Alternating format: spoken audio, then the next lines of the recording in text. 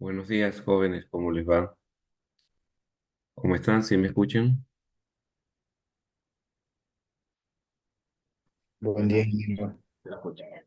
Perfecto, buen día a todos. Bien, vamos a continuar con la clase, con el curso. Nos habíamos quedado aquí en esta parte, ¿sí? Toda vez que habíamos visto ya algunos aspectos del concreto, ¿no? Pongan como título Pasos para desarrollar un diseño estructural. Entonces vamos a conocer ahora qué es lo que debemos hacer, qué es lo que debemos ejecutar para realizar y plasmar un diseño estructural que finalmente aterriza en unos planos estructurales como lo conocemos, ¿no?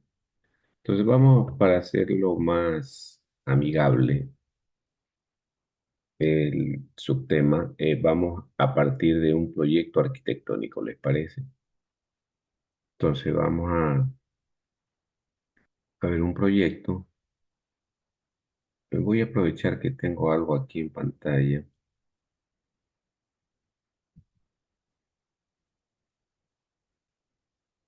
Ah,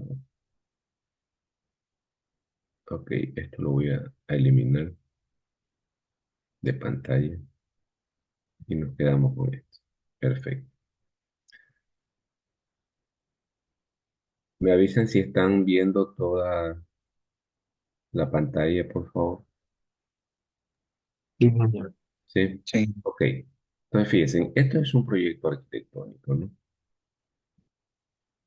Aquí estamos en el model. Vamos a ir a las pestañas estas. A ver, planta alta. No, voy a ir al modelo. Ahí lo vemos juntos todos. Bien, entonces ahí tenemos el plano arquitectónico, donde consta de la planta baja, ¿sí? Ahí está todas las distribuciones.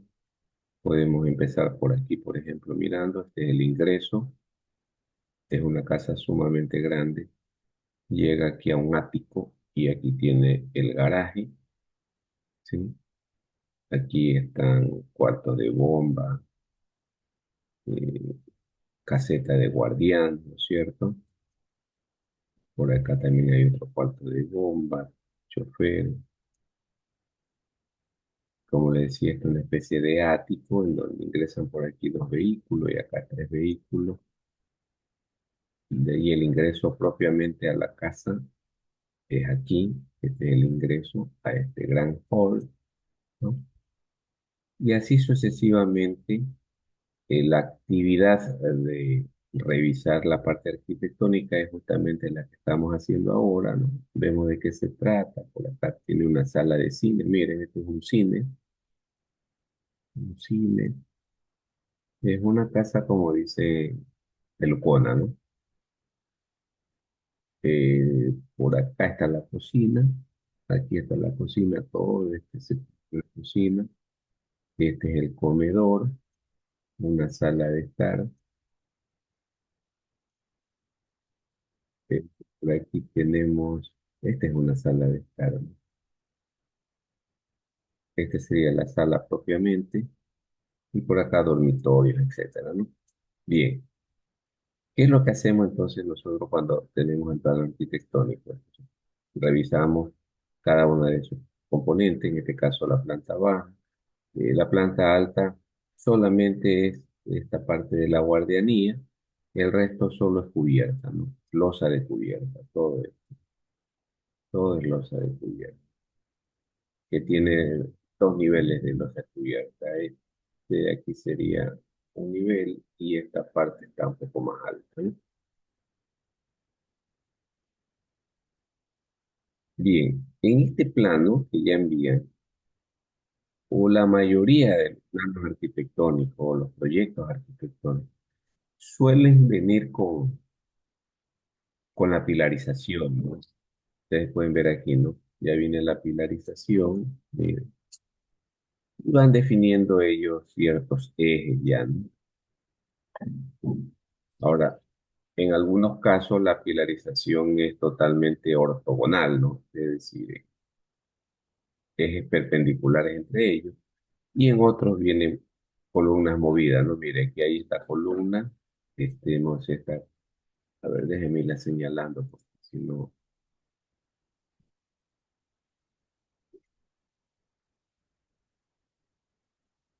¿con qué color?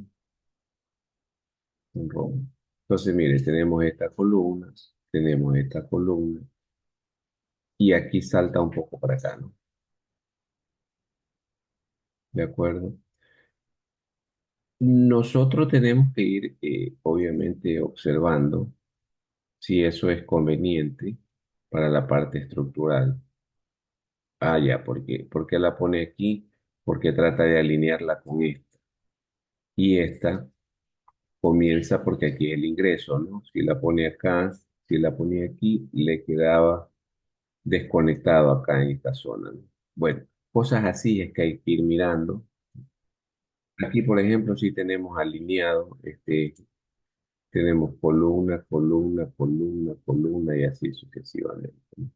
Ok, plano arquitectónico, ¿no? Entonces partimos de allí, de un proyecto arquitectónico. Segunda actividad que tenemos que realizar,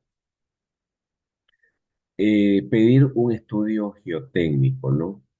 ¿Con qué objetivo?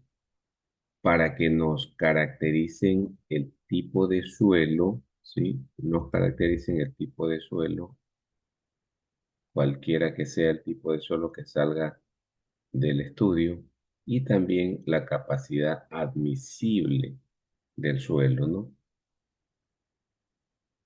Para poder diseñar la cimentación. Eso paralelamente mientras nosotros avanzamos con nuestro estudio estructural, ¿no? Muy bien. Entonces, del plano arquitectónico, como ya lo estuvimos revisando, nosotros planteamos la pilarización o la revisamos, cualquiera que sea el caso, pero es potestad del diseñador proponer los pilares, ¿no? Siempre y cuando estos, siempre y cuando estos no afecten a la arquitectura, ¿no? No es que usted dice, bueno, aquí le voy a poner un pilar aquí en la mitad de la puerta. Obviamente eso es imposible, ¿no? Entonces, la pilarización se la revisa o se la plantea o se la redistribuye, ¿sí?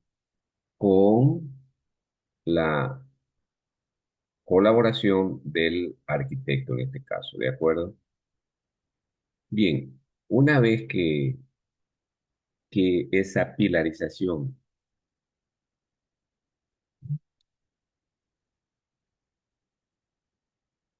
ha sido consensuada, entonces nosotros ya estamos en capacidad de hacer la esqueletización, ¿sí?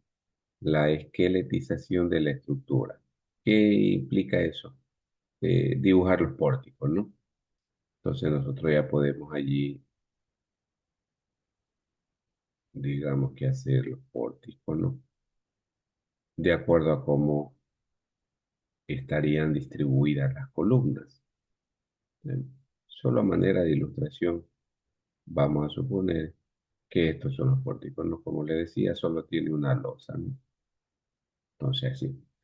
Esa distribución de columnas que generan los pórticos, pues ya nos van también proponiendo o generando por aquí las luces, ¿sí? Y también nos genera la altura, que la altura la obtenemos de los cortes, ¿no? Si nosotros nos vamos por aquí, aquí vemos una serie de cortes. Mire, entonces aquí podemos sacar cuánto hay de altura, ¿no? ¿De acuerdo? Bien. Vamos a ponerle, digamos que esto tiene 4 metros, esto tiene 4 metros, esto tiene 5 metros y esto tiene 5,5 metros. Ahí tenemos entonces ya nuestro paso número 4, ¿no? La esqueletización de la estructura. No voy a ponerme a dibujar todos los pórticos, simplemente para ilustración hago uno que va a representar a toda la, ¿no? Para la explicación. Entonces ya tenemos el paso número 4, que es la esqueletización. Bien, vamos al paso número 5. En el paso número 5 se definen los sistemas horizontales, es decir, las losas, los pisos. ¿Qué tipo de losas se va a utilizar, no? En la actualidad hay muchas, muchas formas de diseñar y construir losas, ¿no? Pueden ser losas macizas, macizas, pueden ser losas nervadas, nervadas en una y dos direcciones.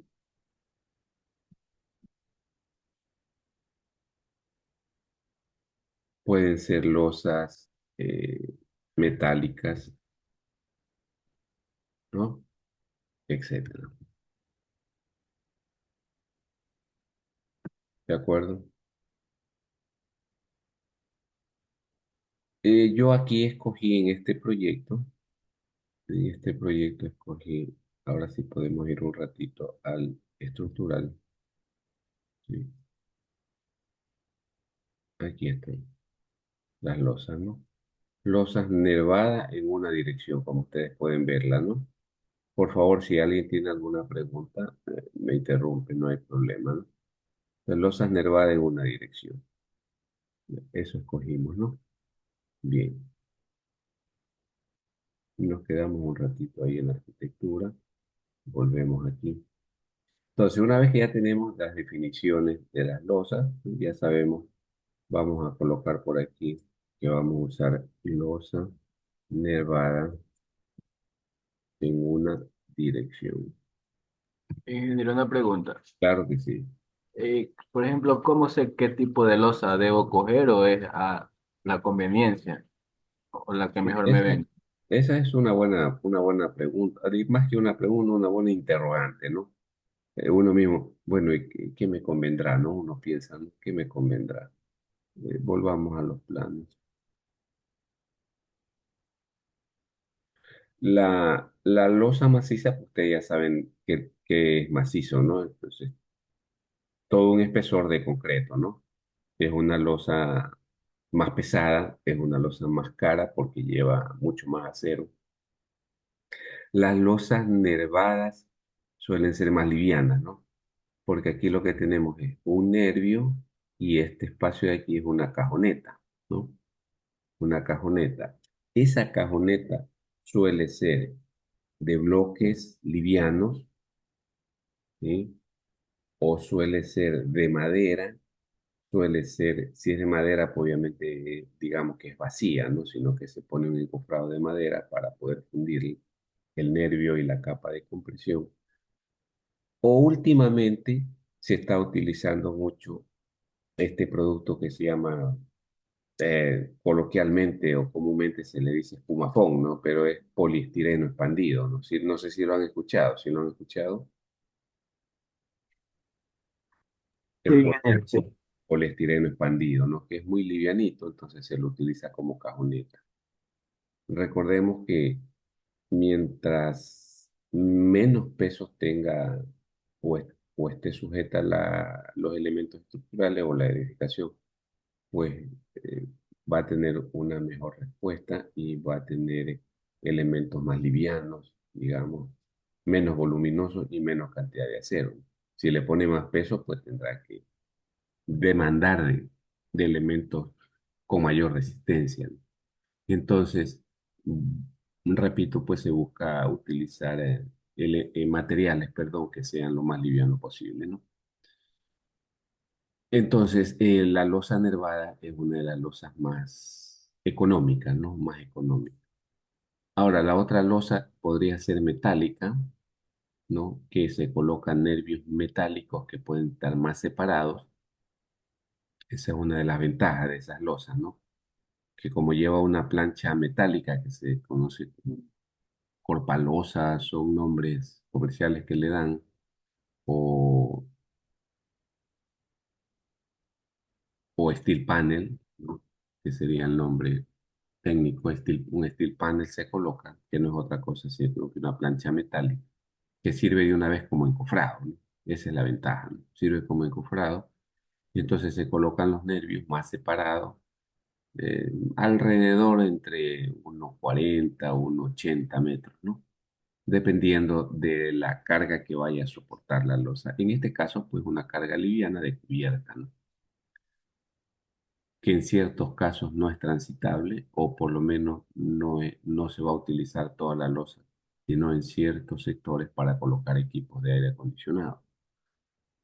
Y entonces ahí surge, como lo dijo usted, bueno, ¿cuál losa me conviene colocar? Bueno, ahí ya depende del diseñador, ¿no?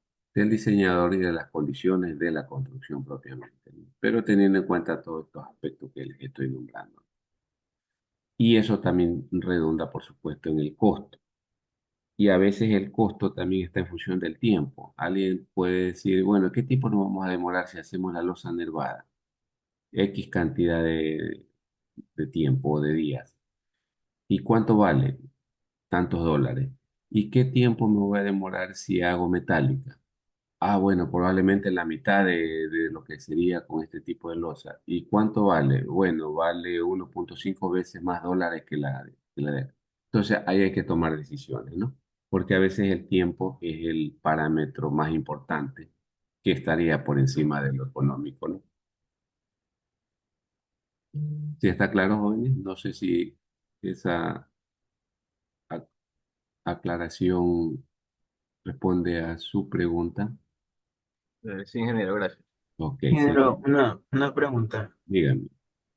Con respecto a lo que usted nos dijo de la losa ligera, o sea, eh, esa losa sí sería lo resistente como una losa maciza para usarla, o sea, por ejemplo, en un segundo o tercer piso alto, no tendría problema, o sea, por lo que es más ligera, en el sentido de pandearse con lo de la carga viva, carga muerta, o sí sería lo No, suficientemente. no, ese también es una buena pregunta, ¿no? A ver, dependiendo de la carga, de la magnitud de la carga que vaya a soportar la losa, también influye en la toma de decisión de los tipos de losa, ¿no? Se me ocurre, si usted en su losa, tiene que soportar unos equipos que vibran y que son pesados, no puede utilizar una losa nervada. Tendría que utilizar una losa maciza. Es muy buena su pregunta. De eso depende, ¿no? Normalmente las losas nervadas se las utiliza en edificaciones comunes, ¿no?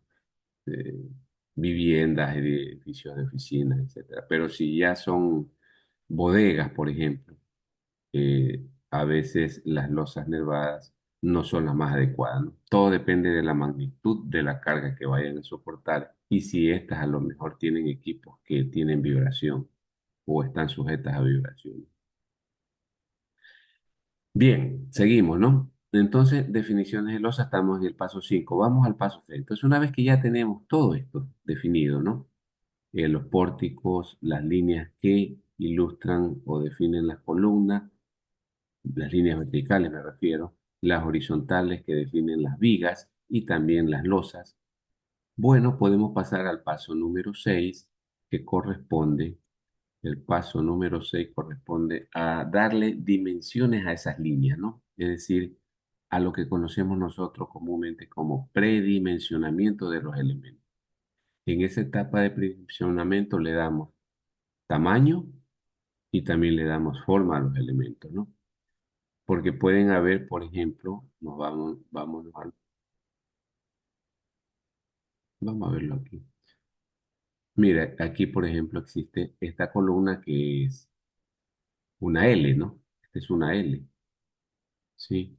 Esta de aquí es una columna rectangular, ¿de acuerdo?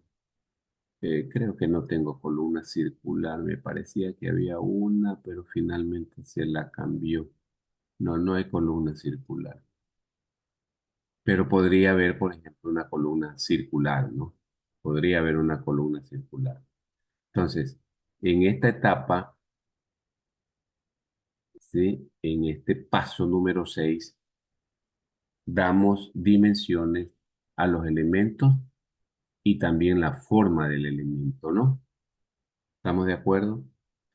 En cuanto a las losas, también ya nosotros podemos calcular qué espesor necesitamos de losa dependiendo de cuál tipo de ellas vamos a proponer en el diseño, ¿no? Entonces, en todo caso ya tenemos dimensiones, tamaños, ¿no? Lo voy a colocar aquí para irlo ilustrando, ¿no? Vamos a suponer que esta sea una viga de 20 por 40 por 40, que esta columna de aquí es una columna de 20 por 50, ¿sí? Etcétera, ¿no? Ahí tenemos tamaño y forma de vigas y columnas, ¿no? Y que la losa pues tendrá un espesor de 20 centímetros, ¿no? Voy a poner aquí espesor de la losa, 20 centímetros.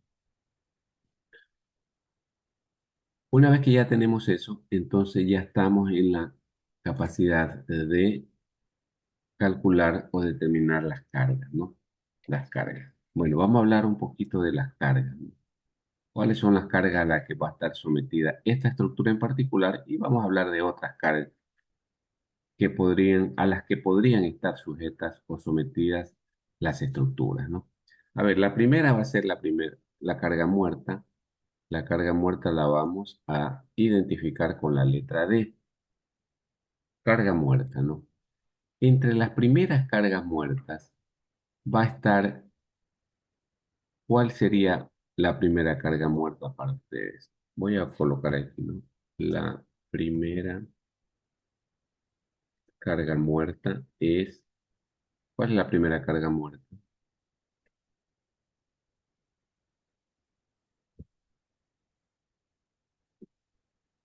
Podría ser los muebles.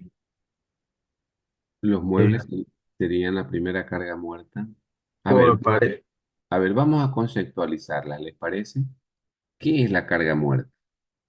La carga muerta es una carga de tipo permanente que está sujeta, unida, asida a la estructura durante su vida útil, ¿no?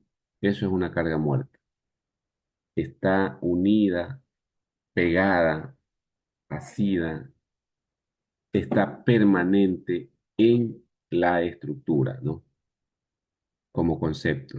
Entonces, la primera carga muerta, ¿cuál sería? Pilares propio, Cómo se llama?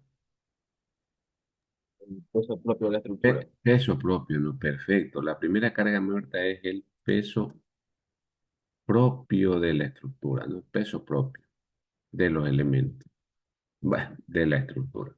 Está bien, en términos generales, ¿no? Esa es la primera carga muerta. Vamos a hacer aquí unos ejemplos. Estamos hablando de la carga muerta, ¿no? Entonces, vamos a hacer aquí un pequeño análisis de carga, ¿no? Dos puntos. Bien, si yo tengo estos elementos que nuestro material es el concreto, porque el piso es hormigón, entonces, ¿qué necesito para calcular la carga o el peso propio de esta viga de 20 por 40 centímetros? ¿Qué es lo que necesitamos conocer? ¿Ya? Peso, a ver, peso propio de viga, ¿no? Peso propio de viga sería igual a qué cosa. ¿Qué necesitamos conocer para calcular el peso propio de la viga?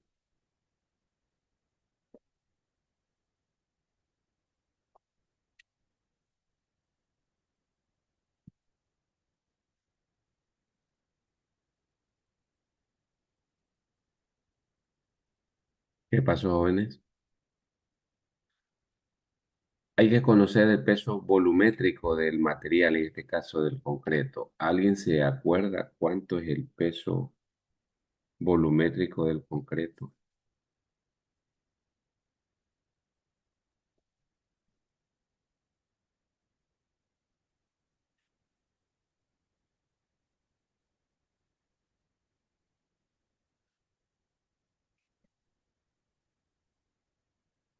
¿Alguien, por favor? Do- ¿Cuánto dijo? 2.400 kilogramos por metro cúbico. 2.400 kilogramos por metro cúbico o 2,4 toneladas por metro cúbico, ¿no? Bien, González, perfecto.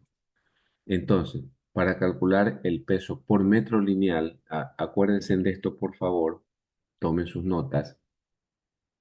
Los elementos tipo líneas, como las columnas y las vigas, se calculan las cargas por metro lineal. Así lo hacen también los programas, los software, ¿no? Por metro lineal. Los software le llaman a estos elementos tipo líneas, como columnas y vigas, le llaman frame, ¿no? Elementos tipo frame, ¿de acuerdo? Frame es marco, ¿no? Ok, entonces estas cargas se calculan por cada metro lineal de esos elementos. Entonces, si yo quiero calcular el peso propio de esa viga, tengo que multiplicar. Entonces, es por metro, esos son centímetros, ¿no? Entonces sería 0,20, ¿no? Perdón, sería 0,20 por 0,40 y por el peso específico, ¿no? 2.400. ¿Cuánto da eso, por favor, alguien que tenga una calculadora a la mano?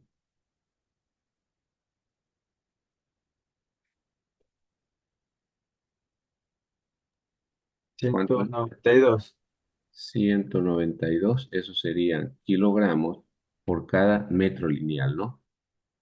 ¿De acuerdo?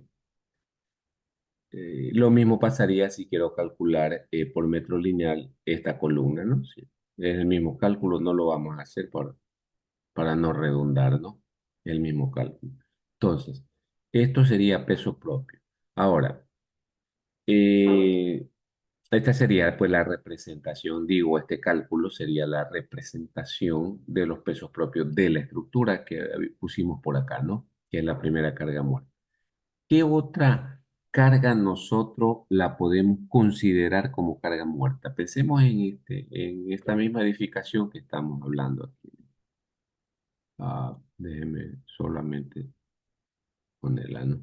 ¿Qué otra carga podemos considerar como carga muerta aquí? Voy a ponerla por aquí.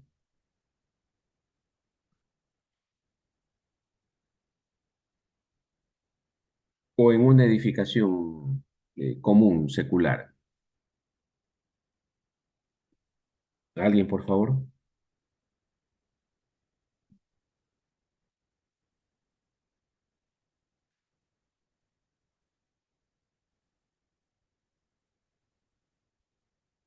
Ya conceptualizamos qué es la carga muerta, ¿no? Los Entonces, desde, pilares, desde, desde esa conceptualización, ¿cuál podríamos considerar también como carga muerta?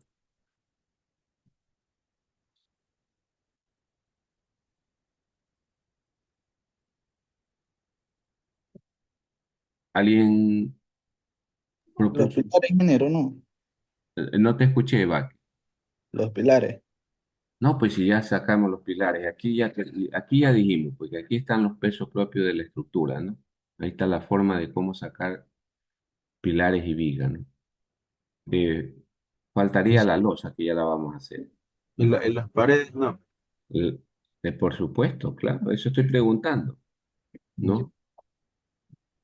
Pero antes de poner las paredes, efectivamente faltó la losa aquí, ¿no? Entonces vamos a poner aquí un análisis de la losa, peso propio de losa. Cuando se trata de la losa, ¿no? Los software, los programas, estos de análisis y diseño, las cargas que se utilizan en ese tipo de elementos son por metro cuadrado, ya no por metro lineal, sino por metro cuadrado, ¿de acuerdo? Entonces, si nosotros tenemos una losa, de 20. En este caso no es maciza, ¿no? Sino que es nervada. Tendríamos que hacer el cálculo de la losa nervada. Entonces, voy a dejar ahí para poner el valor, pero voy a hacer la explicación aquí. No sé, alguien me escribió, déjenme ver. Ah, ok, paredes puede ser. No estoy pendiente de él, que siempre me escribe. Ok, vamos a hacer el cálculo de la losa, el peso de la losa, perdón, aquí mismo en el plano, ¿les parece? Ah, aquí está la losa, aquí está, ¿no? Si la ven, por aquí, ahí está un corte de la losa. Esto, ¿no?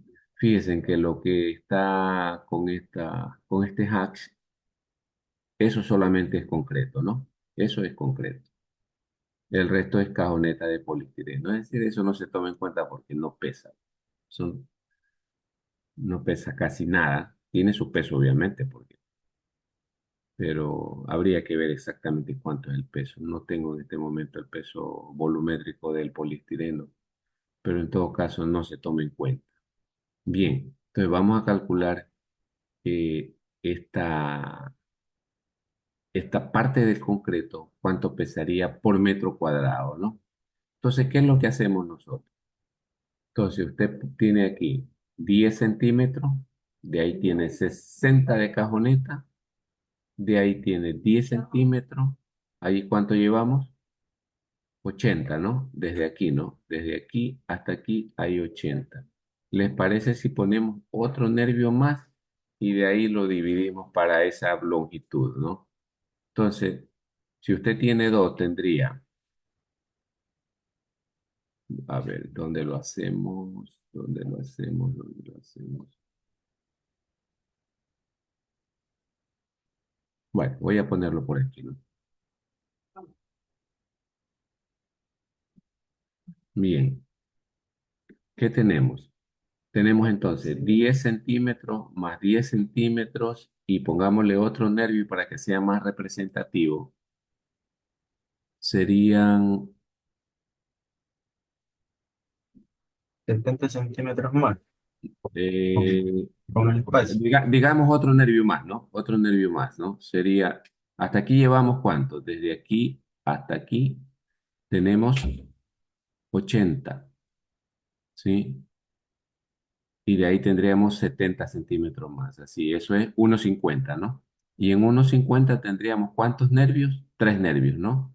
Entonces vamos a tener 3 por 0,10, ¿de acuerdo? Por la altura. ¿Cuánto sería la altura del nervio?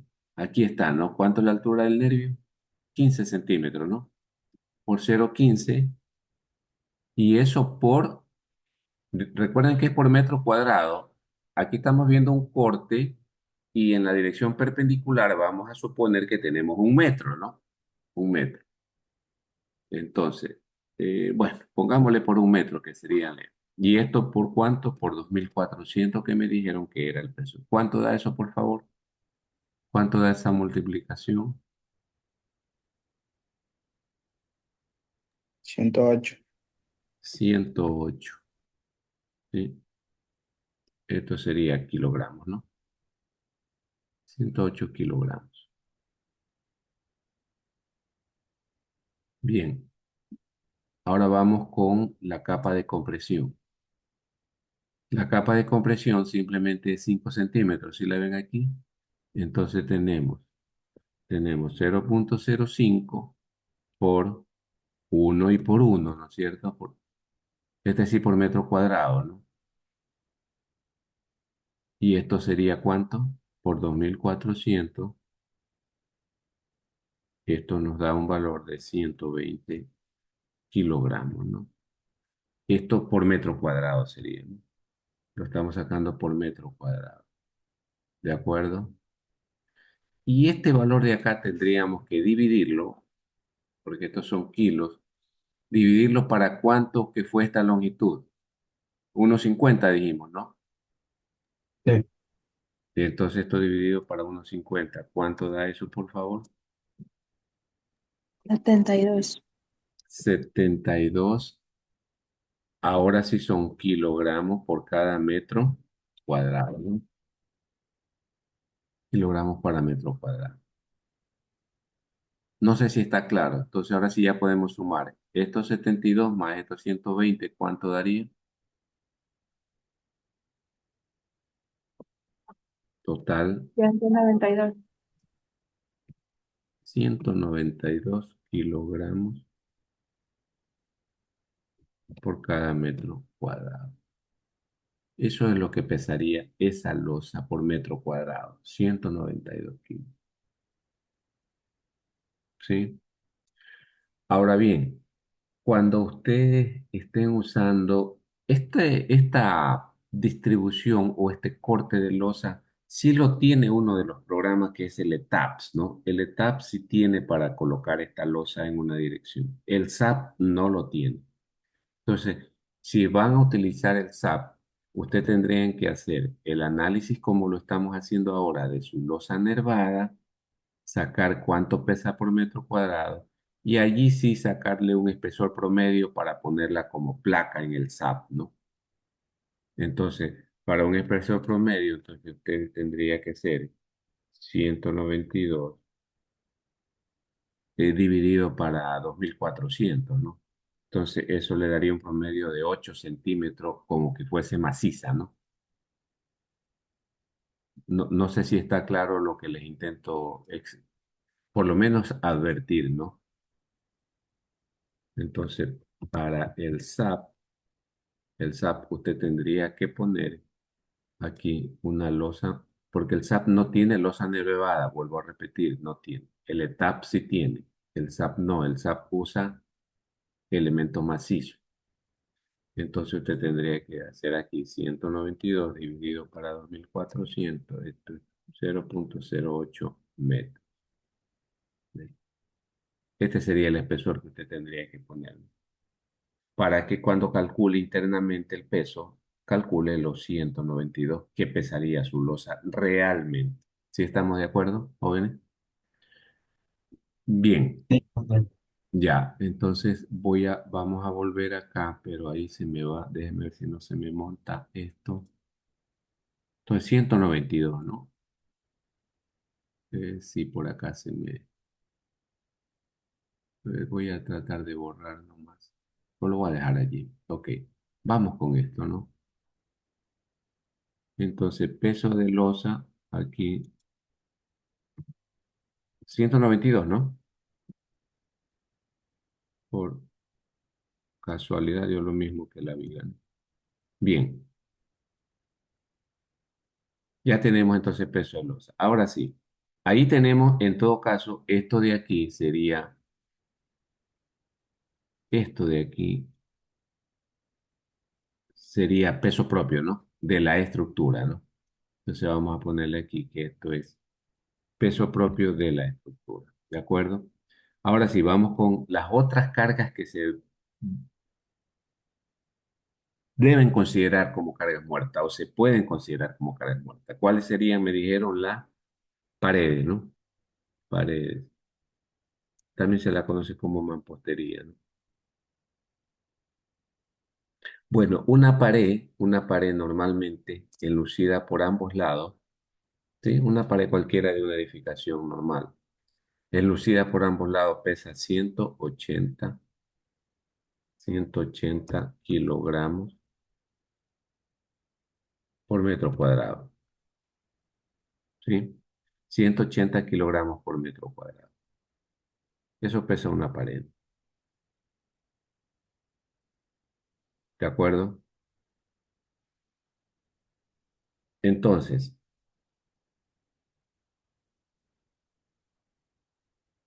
nosotros tendríamos que calcular, déjeme poner esto mejor por aquí.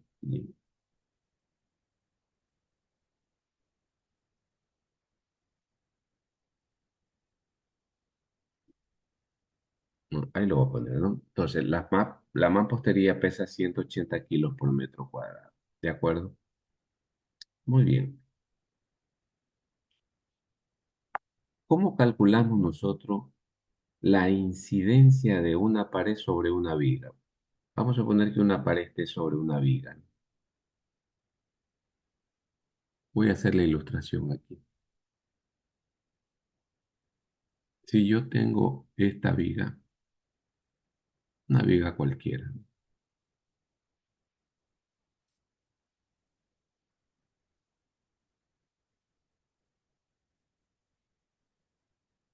Y yo a esta viga le voy a poner una pared encima. Tiene que soportar una pared. ¿Cuál pared? Esta pared de aquí. Entonces esta pared necesariamente o necesitamos, ¿sí? Necesitamos conocer cuánto sería esta altura de esta pared. Digamos que esa pared pesa, perdón, tiene 3 metros de altura, ¿sí? Y esto de aquí es una pared. Y previamente yo le he dicho que el peso de la mampostería de una pared es 180 kilos por metro lineal. ¿Cuánto será el peso de esta pared? ¿Cuánto será el peso de esta pared aquí distribuida linealmente sobre la viga? Por favor, queda abierta la pregunta para que ustedes den la respuesta. ¿Cómo calcularía el peso por metro lineal? ¿Alguien, por favor?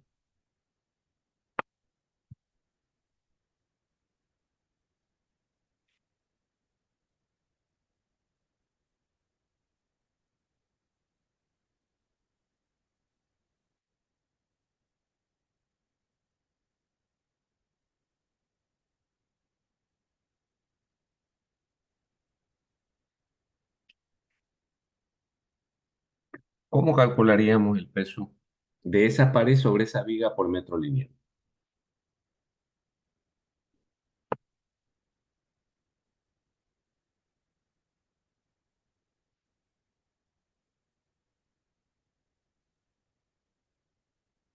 Vamos a poner aquí peso propio de pared, ¿no?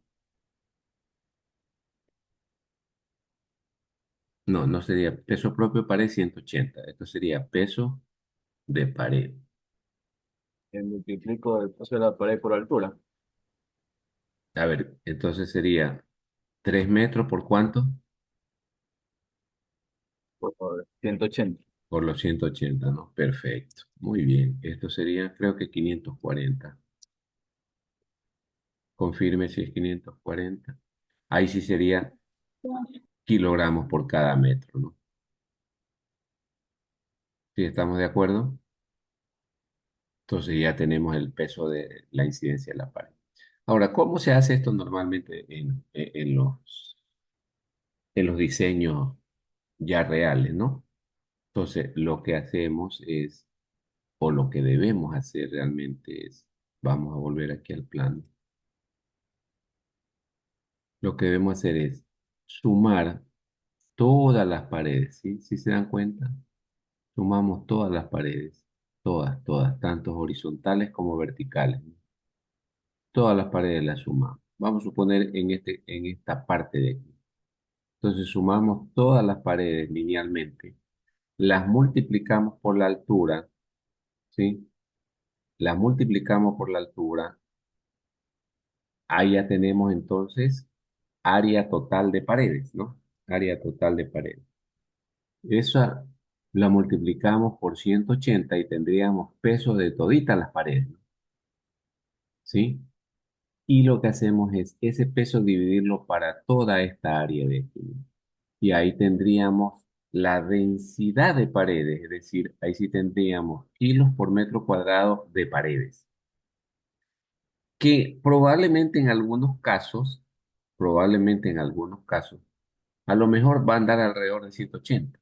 No necesariamente. Cuando son muchas paredes, esto anda por 350 kilos por metro cuadrado, ¿no? Cuando hay mucha densidad de paredes. Pero es así como se pone el peso de la mampostería. No sé si está claro, jóvenes, si alguien tiene alguna duda, pregunta. Vuelvo a insistir, esto que está aquí, esto es el peso por metro cuadrado de las paredes. No es esto que hay que colocar. en el análisis que estamos haciendo como peso de pared, ¿no? Le estoy diciendo que esto es el peso de una pared. Y acá le mostré cómo calcular el peso de una pared sobre una viga, ¿sí? Esto es peso de una pared sobre una viga.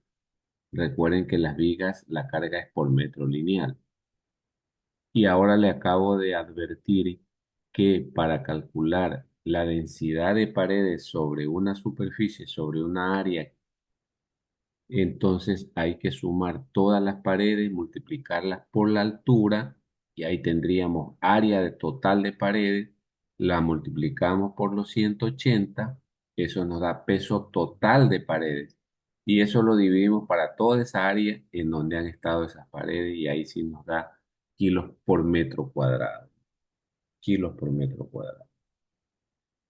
Puede ser que en algunos casos le dé a lo mejor alrededor de 180, ¿no? Si es que hay pocas paredes, ¿no? Y también dependen de la altura, ¿no? En este caso estamos hablando de que esto tiene 4 metros de altura, no 3, sino 4, entonces va a ser más pesada todavía las paredes, ¿no? Bien, ¿qué otra carga podemos considerarla como carga muerta? Por favor. Mientras piensan ustedes un poquito sobre las cargas muertas, vamos a hacer ahí un breve receso, ¿les parece? Nos vemos en unos 8 minutos, ¿de acuerdo? Siete, ingeniero.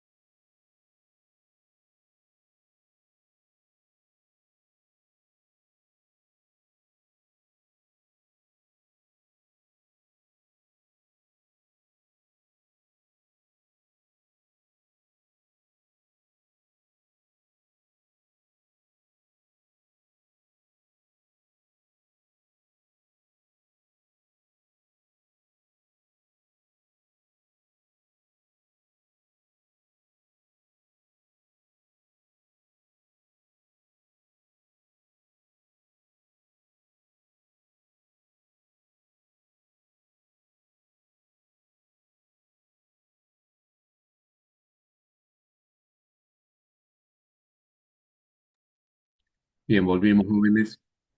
Sigamos con la clase, por favor. Estábamos viendo entonces cargas muertas, ¿no? Cargas muertas. Ya hemos visto algunos aspectos de la carga muerta y estamos viendo qué otras cargas podemos considerarlas como cargas muertas en una edificación convencional como la que estamos viendo, ¿no? Entonces, habíamos visto las paredes de la mampostería. ¿Qué otra carga podemos considerarla como carga muerta?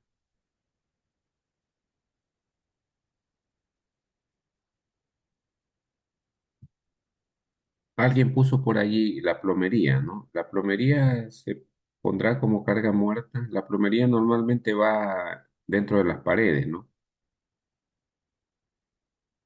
De tal suerte que ya la hemos considerado, ¿no? Y si va un tubo, habría que sacar un pedazo de pared para poner tubo. Y el tubo no pesa más que la pared, ¿no?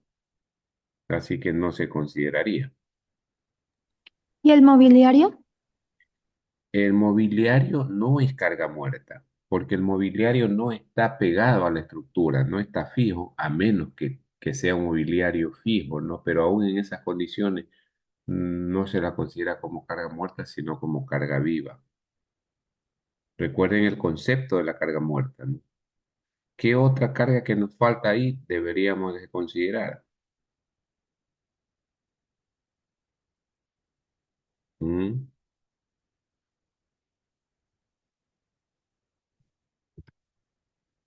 Sobre pisos, ¿no? Ah, sobre pisos.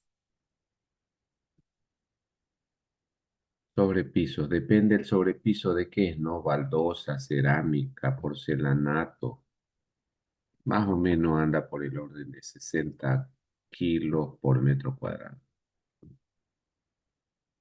Sí, alguien me escribió. Me dice piso, claro, piso, o sobrepiso, no es piso, no sobrepiso. Cubierta, no, pero la cubierta depende, pues, ¿no? Del análisis que esté haciendo. Eh, ¿Qué otra cosa podemos considerar, perdón, qué otra carga podemos considerar como carga muerta en una estructura? Es decir, ya sobre piso, es decir, miraron hacia el piso, ¿no? Miraron hacia el piso donde están sus pies. Entonces ahí dice, ah, ok, aquí hay una carga que está pegada a la estructura, que son las baldosas, los porcelanatos, la cerámica, la madera, lo que sea, ¿no? Ahora, si miran hacia arriba, ¿qué se dan cuenta que habría que considerar? ¿El techo? Tumbado. Tumbado, pues no el techo, el tumbado, tumbado, ¿no? Tumbado, que puede ser del enlucido, ¿no es cierto? Que puede ser enlucido en algunos casos o puede ser de yeso en otros, ¿no? Esto más o menos anda, si es enlucido son 40 kilos, pero si es yeso, más o menos unos 20 kilos por metro cuadrado. Normalmente ahora son de yeso, ¿no? Recuerden que siempre lo que tendemos es a poner cosas livianas, ya no cosas pesadas, ¿no? ¿Estamos de acuerdo? Yo creo que esas serían algunas cargas muertas, ¿no? Entonces ahí hacemos la sumatoria de todo, ya todo compatibilizadas las unidades, ¿no? Debería de ser todo kilos por metro cuadrado. Hacemos la sumatoria y esa es la carga muerta, ¿no? Esa carga muerta se la va a denominar carga D, que va a tener ahí un valor. ¿De acuerdo? Bien, vamos a la carga viva. Carga viva. La carga viva es una carga de tipo reglamentaria, ¿no? Esta es una carga no permanente, ¿sí? Es no permanente, ¿sí? Y es reglamentaria. Es decir, viene en los reglamentos. Si nosotros vamos a la norma NEC, es decir, voy a ir a la carpeta. ¿Se acuerdan que le dije que había una carpeta? Eso está en hormigón uno. Textos del curso, aquí está textos del curso. Y entonces aquí hay una carpeta que dice, eh, ¿dónde está? Cargas no sísmicas, aquí la ve. Hay perdón, un archivo, no cargas no sísmicas. Entonces vamos aquí Esto es de la NEC.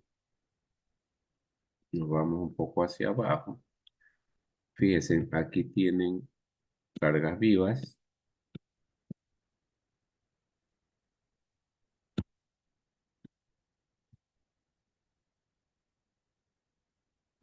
Esos son cargas de viento. Y por aquí deben estar las cargas. Ya. Aquí están los pesos unitarios, ¿no? Los pesos volumétricos de los materiales que puedan estar utilizándose en una estructura, ¿no? Mire, por ejemplo, baldosa, ahí está cuánto es el peso específico de todos los materiales habidos y por haber. Y aquí están las cargas vivas, ¿no? Dice aquí, carga viva sobre cargas mínimas reglamentarias, ¿no? Entonces aquí está la carga uniforme, dependiendo del uso que se le vaya a dar a la estructura, usted escoge el valor, ¿no? Por aquí debe estar, mira, aquí hay, por ejemplo, bibliotecas, ¿no? Salas de lectura de una biblioteca son 290 kilos por metro cuadrado. Si tiene estantería, es decir, donde se acumulan los libros, ya es más pesada, 720 y así sucesivamente, ¿no? Por aquí tenemos ah, edificios de oficinas, vea, oficinas 240 kilos por metro cuadrado, ¿no? Para recepción y corredores 480. Y por ahí hay una que dice residencial. Hospitales, mire, aquí está. Sala de quirófanos 290, sala de pacientes 200. Aquí está residencias, ¿no? Viviendas unifamiliares y bifamiliares 200, hoteles 200 y salones de usos públicos, corredores 480, ¿no? Entonces, dependiendo del uso que se le va a dar a la losa, entonces vamos a poner aquí, perdón, aquí vamos a poner coma, coma, y depende del uso, ¿no? De la losa. La carga viva también depende del uso de la losa. Perfecto. Ahí está. Entonces la carga viva, ¿no? Es reglamentaria. Y finalmente vamos a trabajar nosotros durante el curso con la carga sísmica, ¿no? La carga sísmica que la denotamos con la letra E. Ahí está, ¿no? Carga sísmica. Entonces vamos a ver la carga sísmica, que es una carga ambiental. Es una carga ambiental. Es una carga de tipo inercial, inercial y también es reglamentaria, ¿no? Viene en el reglamento, en este caso el reglamento NEC, ¿no? Ok, vamos a hablar entonces de la carga sísmica. ¿Cómo es que la carga sísmica? A ver, por ahora, antes de la carga sísmica, déjeme dejar colocado aquí. Aquí vamos a colocar que ya tenemos calculado la carga D y la carga L, ¿no? Ok. Y vamos a hablar ahorita de la carga sísmica que se la ilustra con una flechita aquí, allí, ¿no es cierto? Y que le vamos a llamar con la letra E, perdón, la letra E, ¿no? Entonces tenemos D, L y ahí están todas las cargas. Pero vamos a hablar de la carga en función del reglamento. Así que vámonos al reglamento. Entonces vamos a la carpeta. Aquí tenemos un archivo que dice carga, peligro sísmico. Aquí está, peligro sísmico. Debajo de cargas no sísmicas, ahí está peligro sísmico. Vamos a abrir ese archivo. Entonces vamos a ver qué es lo que nos muestra esto.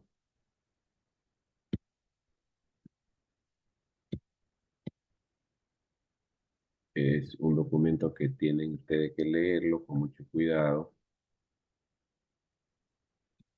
Yo voy a ir a la parte pertinente, ¿no? Desde aquí.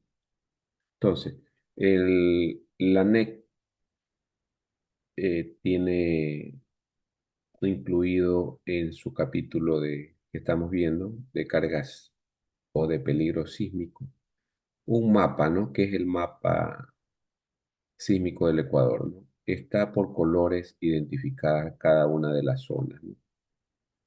De ahí viene un cuadrito, este que está aquí, ¿sí? Donde tiene la zona sísmica, el valor de Z, ya vamos a ver qué es Z, y cuál es la caracterización del peligro sísmico, ¿no? Entonces, tiene cuántas zonas distribuidas, una, dos, tres, cuatro, cinco y seis zonas, claramente definidas en el mapa del Ecuador, ¿no? El valor de Z, Z es, Z es lo que los investigadores le llaman PJ, ¿no? PGA.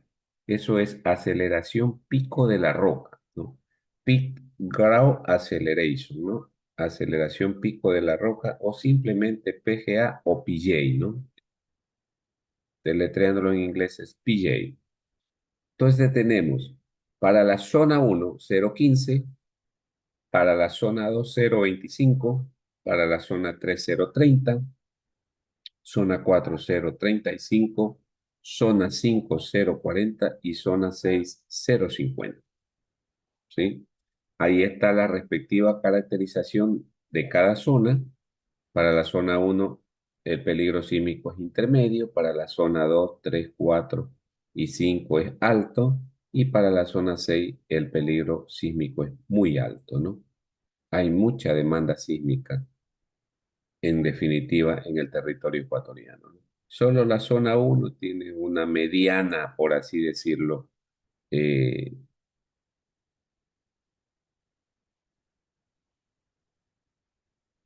¿cómo es?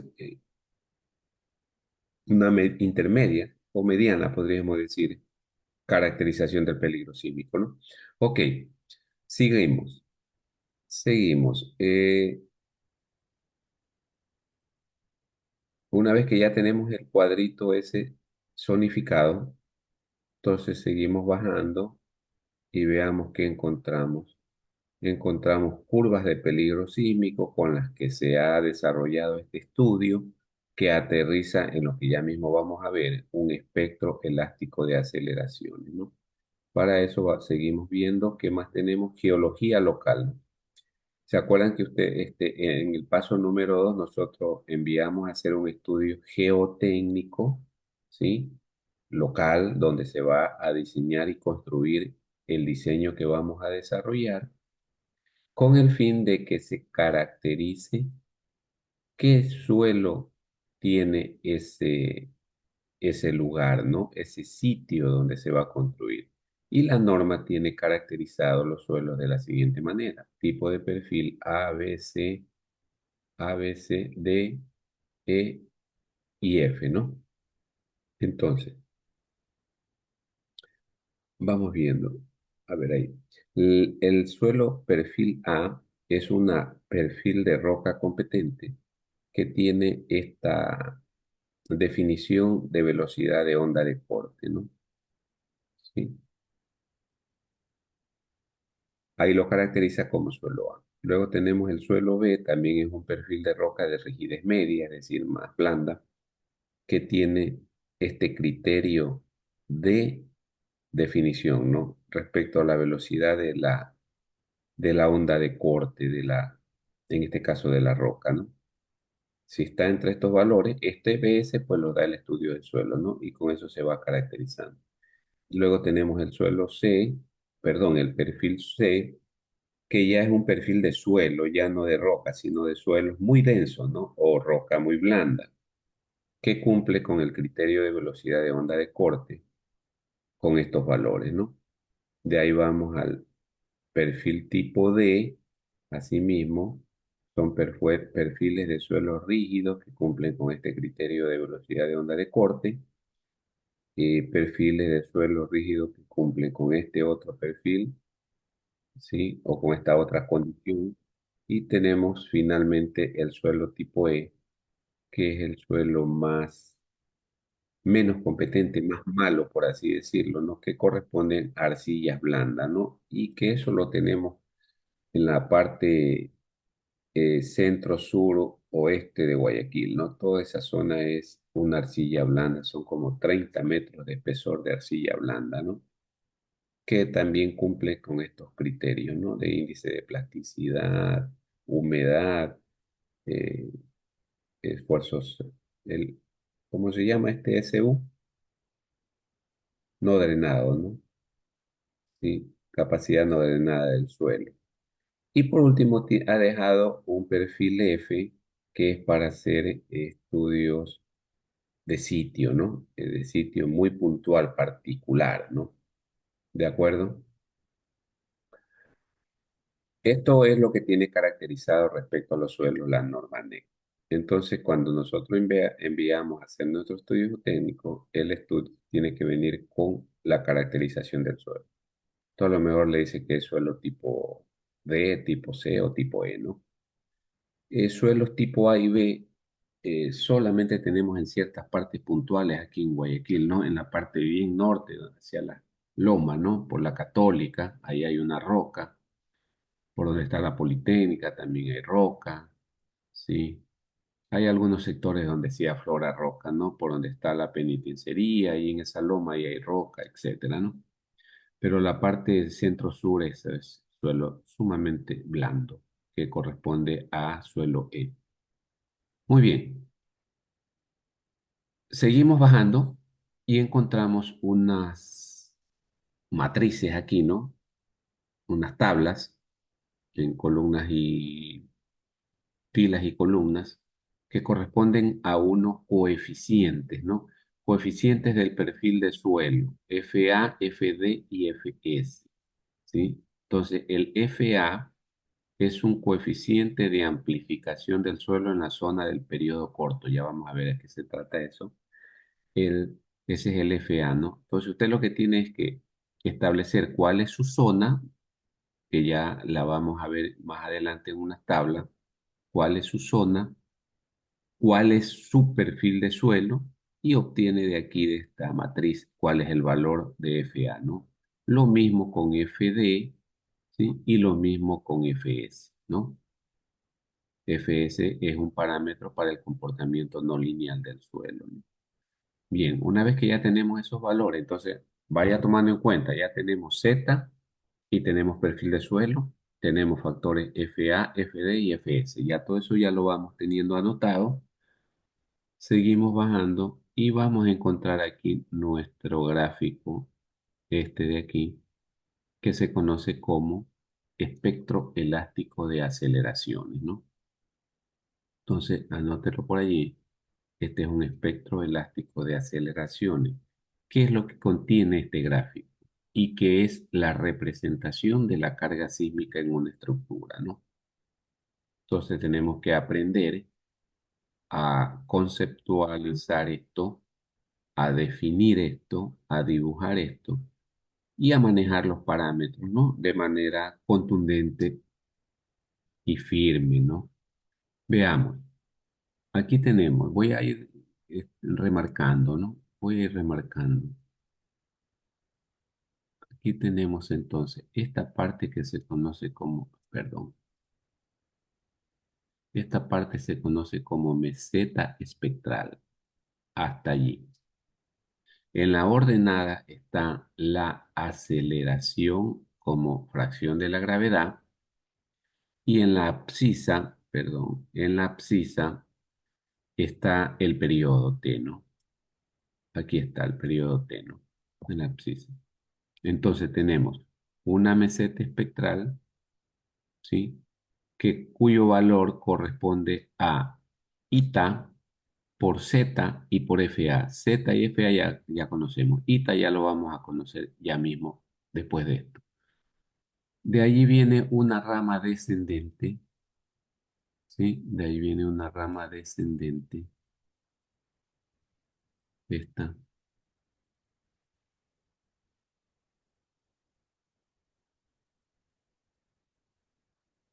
digamos que por allí.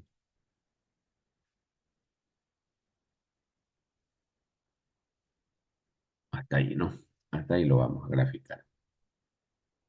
Que corresponde a esa ecuación que está ahí, ¿no? SA, es decir, cada valor de la ordenada es igual a eta por z por FA que multiplica a t sub c sobre t elevado a la r, ¿no? Hay un exponente que es r, ¿no? Entonces ya vamos a ver qué cosa es t sub c. Y el valor de t es cada valor del periodo, ¿no? Cada valor del periodo. Fíjese usted que aquí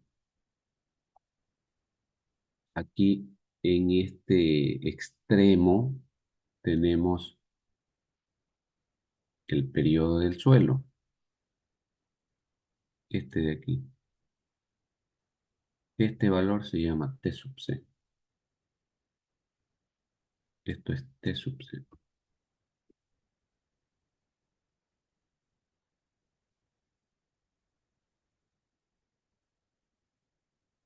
o t sub 0, ¿eh? No t sub c es t sub c. Ok. Entonces el parámetro t sub c es una ecuación que ya la vamos a ver. Y de ahí en adelante, si cada valor de t es el que usted quiera darle, ¿no? Que sería este parámetro de t. De ahí en adelante. Claro, si usted le da solo tres valores, aquí va a tener 3 puntos nomás y va a ser esto como recta, ¿no? Entonces, mientras más pequeñito sea el incremento de t, esta curva va a ser más suavizada, ¿no? Como curva, digo, ¿no? Muy bien. Este punto de aquí es el valor de, este punto de aquí es el valor de z por FA. Esto dice que es para periodos, solo para modos de vibración distinto al fundamental, ¿no? Normalmente esto es para cosas muy pequeñitas. Entonces nosotros utilizamos solo la meseta, así como está la línea roja, y de ahí viene la rama descendente, ¿de acuerdo? Muy bien. Seguimos bajando. Ahí está el valor de T sub C, que les decía. La ecuación es 0,55 Fs por Fd sobre Fa, ¿no? Ahí obtenemos este valor que es el periodo del suelo, ¿no? El periodo de cómo se mueve el suelo, con qué periodo sería T sub C. Y acá tenemos T sub 0, que es para periodo corto, 0,1 Fs Fd sobre Fa, ¿no? ¿Ok? Seguimos bajando, entonces aquí nos explica qué cosa es cada parámetro. Ita dice que es la razón entre la aceleración espectral SA para 0,1 segundo y el PJ para el periodo de retorno seleccionado. Eso ya es un valor que ya lo encontraron los investigadores, ¿no?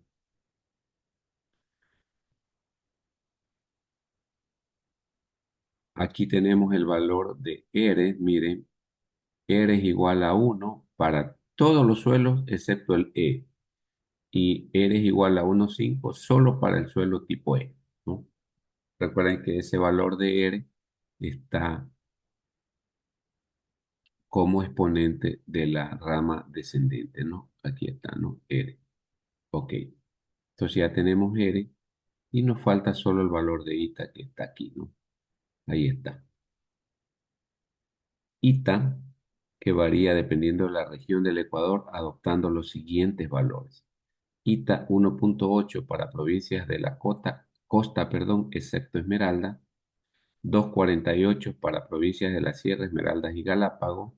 Y 2,6 para provincias del Oriente. Es decir, que para la costa, para nosotros aquí a Guayaquil, Ita es 1,8.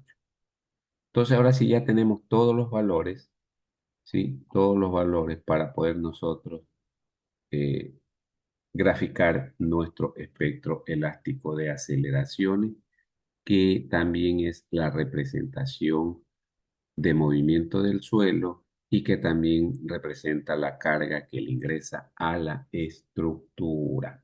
¿Cómo es que ingresa la carga a la estructura?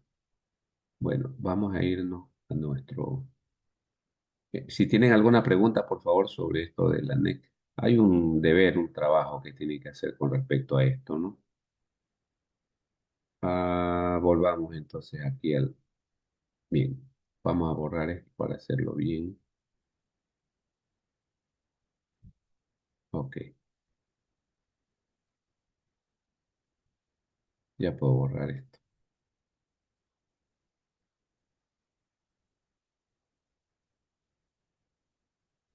Ok, bien.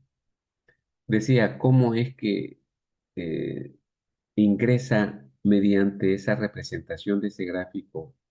¿Cómo es que ingresa, cómo ingresa la carga E a la estructura? Bueno, nosotros aquí tenemos, estamos en el paso número 7, ¿no? Hablando ya de la carga sísmica. Ya hemos visto la carga muerta, la viva, ahora estamos en la sísmica.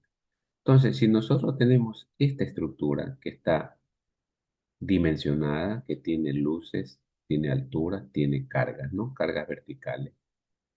Entonces, esto yo lo voy a concebir o a ilustrar como una estructura de un grado de libertad. Aquí tiene varios grados de libertad, pero para la explicación voy a suponer que tiene un grado de libertad, ¿sí? Que toda esta estructura con todas estas dimensiones tiene una rigidez representada ahí en ese palito, y esta bolita representa la carga convertida en masa, ¿no? En definitiva, esta estructura de un grado de libertad tiene una masa, y todas esas dimensiones con las luces producen lo que conocemos como rigidez. Tiene una rigidez, ¿no? Entonces, esto de aquí, perdón, esto está empotrado aquí, ¿no? Entonces, cuando a esta estructura de un grado de libertad se la somete a una excitación sísmica, que lo voy a tratar de ilustrar aquí así, de esta manera, así. Entonces viene esto aquí, digamos que es un sismo, ¿no? Póngale aquí que esto es el sismo. Este es el sismo. Entonces, cuando esto se mueve, lo que se mueve no es esta estructura, sino lo que se mueve es aquí el suelo, ¿no? El movimiento del suelo, lo que conocemos como terremoto o sismo, ¿no? Entonces, este movimiento del suelo, pues, por efectos inerciales, va a hacer que esto se mueva, pues, ¿no? Porque esto no se va a quedar quieto, porque si esto se mueve para acá, esto trata de no irse para allá y entonces comienza el movimiento, ¿no? Eso se llama fuerzas inerciales. Entonces, esto va a tener, digamos que va a tener, digamos que un movimiento así, y después cuando el sismo viene para acá, así, ¿no? Esta amplitud se conoce aquí como, ¿cómo conocemos esto de aquí? A, esto es periodo, ¿no? Esto es el periodo, ¿ok? T. Entonces, esta estructura que tiene una rigidez, una masa, tiene un periodo, ¿no? Entonces, el periodo me parece que es igual a la raíz de K sobre M, de K sobre M.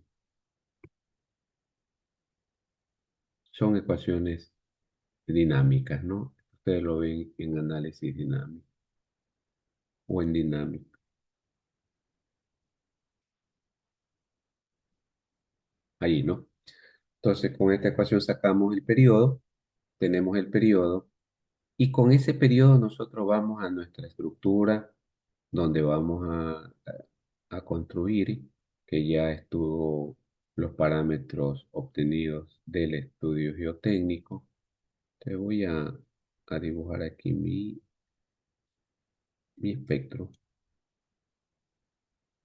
Entonces aquí en la ordenada tenemos qué cosa, la aceleración que sea, y acá en la abscisa tenemos el periodo. Y hace un ratito ya vimos aquí nosotros que nuestro espectro es algo así, ¿no? Allí, y aquí tiene una rama descendente que es así. Ese es nuestro espectro elástico de aceleraciones, ¿no? Póngale si quiere nombre por allí. espectro,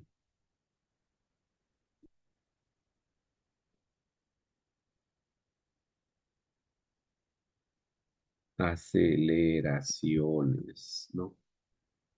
Espectro elástico de aceleración. Ok, bien. Como nuestra estructura tiene un periodo, entonces venimos aquí a este gráfico. Entonces vamos a suponer que este es mi periodo T, ¿sí? De mi estructura, ¿no? Este es mi periodo T de mi. Entonces yo vengo aquí a este gráfico y leo cuánto es SA. ¿Cuánto es SA? Esa es la aceleración que le va a ingresar a esta estructura o, o a esta estructura que es la misma que está representada acá como una estructura de un grado de libertad. Entonces, nosotros sabemos que por la ley de Newton, no sé si es la segunda, la fuerza es igual a qué cosa. ¿No? La segunda ley de Newton, a que es igual, por favor, jóvenes. Ya han visto materias previas a esta donde han hablado de ese tema, supongo, ¿no? A la masa por la aceleración. La masa por la aceleración. De acuerdo, ¿no? Esto sería igual a la masa, perdón, con minúscula, la masa por la aceleración que le estamos llamando SA, ¿no? Masa por aceleración. Entonces la fuerza. Esa fuerza, para ilustrarla aquí mismo, sería lo que conocemos nosotros como un cortante aquí, se llama cortante basal. Esto sería F, ¿sí? Esto sería F, pero que lo conocemos realmente como B, igual, póngale allí cortante basal en el basamento de la estructura, ¿sí? F es esta que está aquí. Y esta cortante, dependiendo del número de pisos, se va a distribuir en cada uno de ellos, ¿no? Como este es un solo piso, pues esta F es E, ¿no? Entonces, para nuestro caso,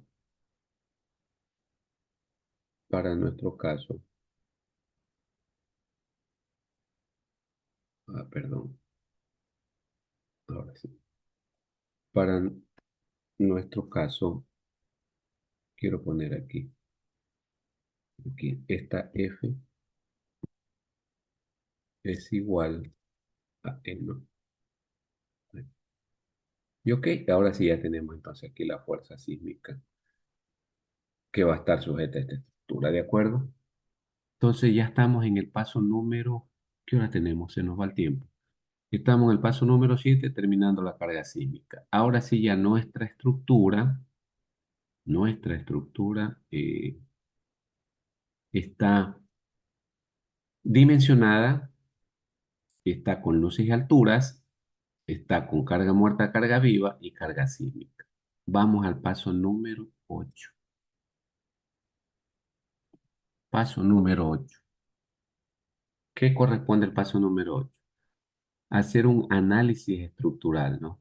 ¿En qué consiste el análisis estructural?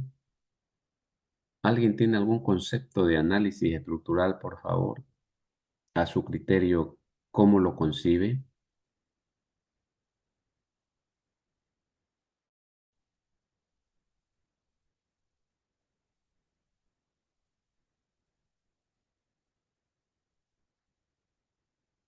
¿Alguien, por favor?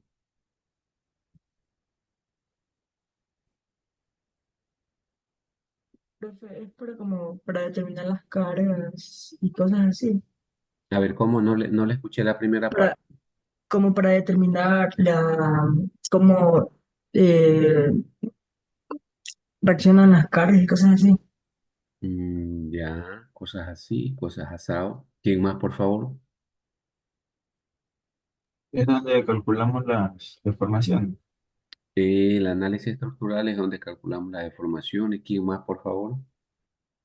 Con sus propias palabras, ¿qué entienden ustedes por análisis estructural, no? Ahora vamos a definirlo ya. digamos, de una manera más adecuada, ¿no? Pero quiero escuchar quién más tiene algún concepto de qué es el análisis estructural. ¿Qué se hace con el análisis estructural? Se ve la resistencia de los materiales. Se ve la resistencia de los materiales. Ojo con lo que está diciendo, no va, que no hay que ver. ¿Quién Mm. más, por favor? También calculamos los esfuerzos internos de la Calculamos los estructura. esfuerzos internos en la estructura, ¿no? Perfecto. ¿Quién más? Bueno, veamos, en análisis estructural. ¿Qué cosa es? ¿Para qué sirve? Qué es lo que nos proporciona el análisis estructural? Bueno, el análisis estructural es una actividad mediante ciertas metodologías. Hay ciertos métodos de análisis que nos permiten, escuchen, nos permiten determinar las deformaciones y las fuerzas internas de la estructura, además de las reacciones, por supuesto, ¿no? Las reacciones externas a la que está sometida la estructura por efecto de las cargas que se han aplicado. ¿Cuáles cargas que hemos aplicado ahí? La carga D, L y E. Esas cargas van a producir en la estructura unas deformaciones y si en un elemento o en una estructura hay deformaciones, por supuesto que van a haber fuerzas o esfuerzos, como dijo un compañero ahí, ¿no? ¿De acuerdo? Y entonces, ¿qué cosa es el análisis estructural? Bueno, es una forma metodológica, ¿sí? Metodológica. Hay varios métodos de análisis para determinar estas deformaciones y estas fuerzas internas. Eso es todo lo que hace el análisis. No determina la resistencia de la estructura, nada que ver. Simplemente el análisis estructural. Si nosotros le aplicamos análisis estructural, cualquier método que conozcamos, desde los más elementales, ¿no? Desde los primeros que ven, me imagino, en resistencia a materiales, ¿no?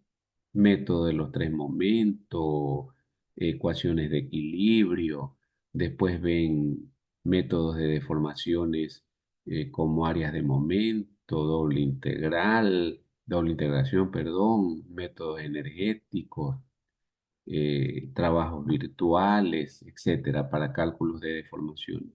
Y para cálculo de las fuerzas, ven métodos matriciales, ¿no? Donde hay varios métodos también. El uno es de la fuerza, el otro de las deformaciones, etcétera, etcétera, etcétera. Es decir, hay varios métodos, ¿no? Método de la pendiente de flexión, método de Cross. Había también en mi época el método de Cani, que ya quedó para el olvido, pero fueron o son métodos que permiten, ¿qué cosa? Permiten calcular esto, deformaciones y fuerzas. Nada más, ¿no? Nada más. Eso es lo que hace. De tal suerte que cuando nosotros hagamos el análisis, pues nos va a decir aquí, voy a ponerlo en términos de diagrama, ¿no? De diagrama, por ejemplo, de momento flector. Entonces, el análisis me va a decir que esta viga de aquí, esta viga va, caramba, perdón. Esta viga va a tener un diagrama de momento de esta naturaleza. Así, de ahí viene así y de ahí viene así, ¿no? Estos son fuerzas internas, ¿no? En términos de momento. O que el diagrama de momento de esta columna es así, ¿no? Digamos que es así, así, ¿ok?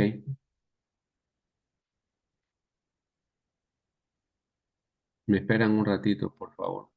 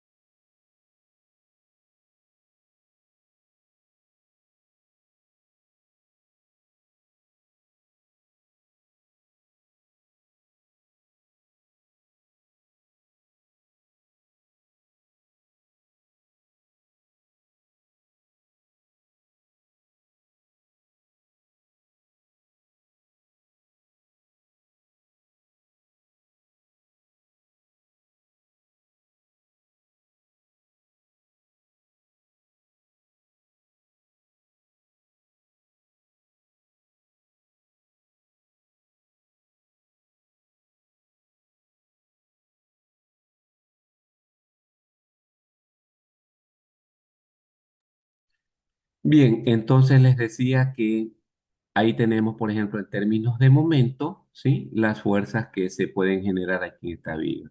Y si yo trato de hacer una deformación del pórtico por efecto de la carga E, bueno, vamos a cambiarle de color y lo ponemos color verde. Pongámosle color verde. Entonces vamos a tener una cosa así, ¿no? Por efecto de esta carga va a empujar a esta columna así, esta también así, esta también así y esta también así, digamos. Y esto se va a deformar, digamos que algo así, ¿no? Ahí tenemos, por efecto de la carga horizontal, de la carga sísmica. Y esto se va a deformar aquí una cantidad, se va a deformar una cantidad aquí, de aquí hasta acá, una cantidad que le vamos a llamar delta, perdón, delta, ¿no? Deformación, fíjese, ahí tenemos deformación, tenemos fuerzas. Eso, ¿quién lo provee? ¿Quién lo proporciona? Un análisis estructural. No hay nadie más, no existe otra cosa en el mundo que proporcione eso, sino un análisis estructural. O sea, una metodología que la conocemos con el nombre de análisis estructural. ¿Dónde ven análisis estructural ustedes aquí en los cursos? ¿En qué materias, por favor?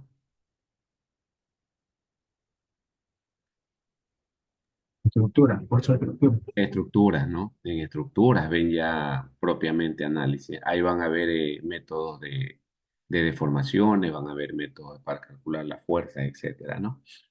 Efectivamente. ¿Ok? Entonces, eso es el análisis estructural, nada más, ¿no? Aquí nos da un valor, aquí nos dice, vea, por esta fuerza que se le puso horizontal a la estructura, producto de este espectro, ¿sí? Esto se ha deformado, no sé, un valor delta, ¿sí? No le vamos a poner valor, si no se ha deformado delta, punto, ¿no? Un valor allí. Que este momento aquí, en este extremo de esta viga, es tanto, ¿no? Tiene un momento aquí MA de tanto, en el otro extremo de MA, la columna también, etcétera, ¿no? Eso lo da el análisis estructural. ¿Ok? ¿Hasta ahí estamos claros? Entonces, las fuerzas, las que se, que, una cosa, esta deformación es lateral, ¿no? Pero también podríamos tener deformaciones verticales. Vamos a suponer que sería esta, ¿no? A esta le vamos a llamar así delta, ¿no? Esta delta de aquí, ¿no? Entonces tenemos delta, el rabito este de delta y esta que parece A, la delta horizontal, ¿no? Vertical y horizontal. Todas son deformaciones. Y también tenemos deformaciones rotacionales. ¿Cuáles son esas deformaciones rotacionales? Son los giros, ¿no? Nosotros sabemos aquí que aquí hay un nudo, ¿sí? Aquí hay un nudito y este nudito puede girar, ¿no? Y esa deformación la conocemos como deformación rotacional. Y ese rotacional, esto le llamamos nosotros, a esto le llamamos teta, ¿no? Le llamamos teta, ¿no? Entonces ahí están los tres tipos de deformaciones, lineales, vertical delta, horizontal delta y rotacional teta, ¿no? Y y las fuerzas internas que se determinan en el análisis estructural están en términos de carga axial P, cortante B, momento flector M y también posiblemente en algunos casos hay torsión, ¿no? Perdón, torsión que le vamos a llamar T. ¿De acuerdo? Muy bien. Esas son las fuerzas internas. Entonces, una vez que ya hemos nosotros desarrollado el análisis estructural, procedemos al diseño estructural. ¿Sí? Diseño estructural. ¿Qué es lo que hacemos en el diseño estructural? ¿O qué es el diseño estructural como concepto? Bueno, en el diseño estructural lo que hacemos ahora sí es revisar justamente esas deformaciones, ¿sí? Revisamos esas deformaciones y las comparamos con unas deformaciones admisibles, esto en condiciones de cargas de servicio, es decir, de carga D y L, ¿no? Y también de la carga E para ver cuánto se ha desplazado o cuánto debe desplazarse o se le permite desplazarse a este marco según la normativa, ¿no? Entonces, esas deformaciones bajo cargas de servicio tienen que ver con una palabrita que se conoce, que ustedes ya la conocen, con la rigidez. ¿Sí? Con la rigidez. Las deformaciones tienen que ver con la rigidez de la estructura, ¿no? Mientras una estructura es más rígida, se deformará menos. Mientras una estructura es menos rígida, se deformará más. Así de simple, jóvenes, ¿no? Bien, cuando esas deformaciones son menores a las admisibles, entonces nosotros podemos decir, ah, ok, la estructura es lo suficientemente rígida. Seguimos adelante. Ahora tenemos que monitorear la resistencia, ¿sí? O la capacidad, y efectivamente eso es lo que conocemos nosotros como resistencia o capacidad de la estructura, ¿no? Resistencia o capacidad. Son dos términos, rigidez, resistencia o capacidad, ¿no? Bien, entonces podemos revisar nosotros, o debemos, no es que podemos, debemos revisar nosotros todas las fuerzas, ¿no? En términos de carga axial, ¿sí? En términos de carga axial significa que la fuerza que nos dio el análisis estructural debería ser menor o igual a la resistencia que tiene el elemento, ¿sí? Lo mismo, la carga cortante o la fuerza cortante, perdón, que nos dio del análisis estructural debería ser menor que la resistencia acortante que tiene el elemento, ¿no? No puede ser que la fuerza interna sea mayor que lo que resiste el elemento. Y así sucesivamente también en términos de momento. ¿De acuerdo? Cuando las deformaciones no son menores, sino que son mayores, ¿qué es lo que deberíamos hacer si las deformaciones son mayores? Es decir, si nosotros tenemos que delta es mayor a un delta admisible,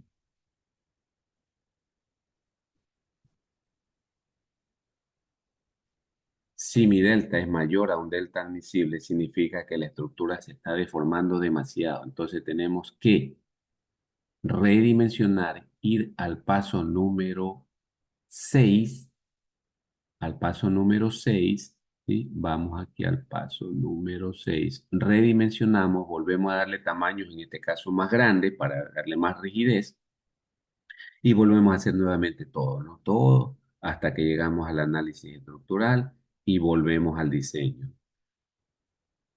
Si ya la deformación es menor, entonces ya podemos ahora sí decir, sí, nuestra estructura es rígida y pasamos a revisar la resistencia. Ahora, aquí en la resistencia puede pasar también que si la fuerza interna es mayor, voy a ponerla aquí, si mi PU es mayor que mi phi P sub n, que eso es lo que vamos nosotros a ver en este curso. En el curso vamos a aprender a calcular phi P sub n. Entonces, si mi PU es mayor, entonces significa que no va a resistir la estructura, ¿no? ¿Qué tenemos que hacer?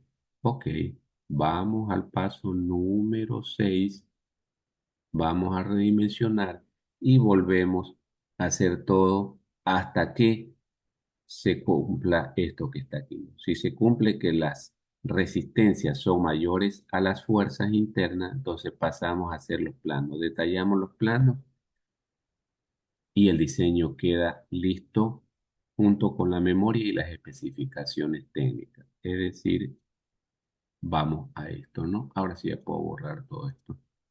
Vamos a hacer el diseño que se plasma en estos planos, ¿no? Ahí están, fíjense, todos los diseños con sus aceros. Ahorita estoy haciendo unos ajustes, unas correcciones. Ya ven aquí ustedes todo el diseño, ¿no? Si ven detallado, digitalizado, todos los elementos estructurales que forman parte de esta construcción, ¿no? Y allí termina el proceso de diseño o terminan los pasos que se deben desarrollar para conseguir un diseño estructural. Muy bien, queridos jóvenes, ¿alguna pregunta? Ahí nos quedamos, se nos terminó la clase. Estén atentos, por favor, a la plataforma para las posibles tareas, ¿no? ¿Alguna pregunta, por favor, antes de cerrar? Ingeniero, disculpe, ¿va a subir el video de la clase? Claro, claro, por supuesto. Más tarde lo subo, en la noche ya lo subo, ¿no? Listo, muchas gracias. Bueno, que tengan un excelente fin de semana, felices fiestas, jóvenes, cuídense mucho, por favor, y no se descuiden de sus estudios, de sus clases, ¿no? Sigan revisando información y siempre atento a la plataforma, ¿de acuerdo? Un abrazo a todos y nos vemos el día lunes. Gracias, ingeniero. Pásenla bien.